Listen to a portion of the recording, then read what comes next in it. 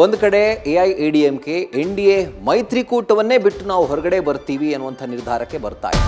ಆದರೆ ಮತ್ತೊಂದು ಕಡೆಯಲ್ಲಿ ಅದರ ಮಿತ್ರ ಪಕ್ಷವಾದಂತಹ BJP ಸೈಲೆಂಟ್ ಗೇಮ್ ಆಡ್ತಾ ಇದೆ. AIADMK ಸರ್ಕಾರ ರಚನೆ ಆದರೆ BJP ಪರೋಕ್ಷವಾಗಿ ಬೆಂಬಲ ನೀಡೋದಕ್ಕೆ ಚಿಂತನೆ ನಡೆಸ್ತಾ ಇದೆ. ಇದು ದೃಢಪಟ್ಟಿದ್ದು ಯಾರೋ ಹೇಳಿಕೆ ಕೊಟ್ಟಿದ್ರಿಂದ ಅಲ್ಲ. BJPಯ ಸಂಘಟನಾ ಕಾರ್ಯದರ್ಶಿ BL ಸಂತೋಷ್ ಅವರು ಮಾಡಿದಂತಹ ಟ್ವೀಟ್ನಿಂದಾಗಿ ಈ ಚರ್ಚೆ ಮುನ್ನೆಲೆಗೆ ಬಂದಿದೆ.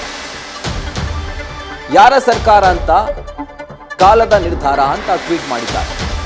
ಕಾಂಗ್ರೆಸ್ ಮೈತ್ರಿಕೂಟದ TVK ಸರ್ಕಾರ ರಚನೆ ಇಷ್ಟ ಇಲ್ಲ. ತಮಿಳುನಾಡಿನಲ್ಲಿ ಕಾಂಗ್ರೆಸ್ಗೆ ಅಧಿಕಾರ ಸಿಗದಂತೆ ತಂತ್ರ ಮಾಡ್ತಿದ್ದೀವಿ. ಅದರ ಜೊತೆಗೆ ಕಾಂಗ್ರೆಸ್ ಮೈತ್ರಿಕೂಟದ ಸರ್ಕಾರ ಬರಬಾರದು ಅಂತ ಹೇಳಿ ಈ ರೀತಿಯಾಗಿ BJP ಕೂಡ ಒಂದು ತಂತ್ರವನ್ನು ಮಾಡ್ತಾ ಇದೆ. ನೋಡಿ, ಅವರ ಟ್ವೀಟನ್ನು ಗಮನಿಸ್ತಾ ಇದ್ದೀರಿ. ತಮಿಳುನಾಡಿನಲ್ಲಿ ಯಾರ ಸರ್ಕಾರ ಅಥವಾ ಯಾರು ಸರ್ಕಾರ ರಚನೆ ಮಾಡ್ತಾರೆ ಅಂತ ಕಾಲನೇ ಅದನ್ನು ನಿರ್ಧಾರ ಮಾಡುತ್ತೆ. ಆದರೆ ಕಾಂಗ್ರೆಸ್ ಮುಖದ ಮೇಲೆ ಮೊಟ್ಟೆ ಬೀಳೋದ್ರೊಂದಿಗೆ ಇದು ಅಂತ್ಯವಾಗುತ್ತೆ ಅಂತ ಟ್ವೀಟ್ ಮಾಡಿದ್ದಾರೆ.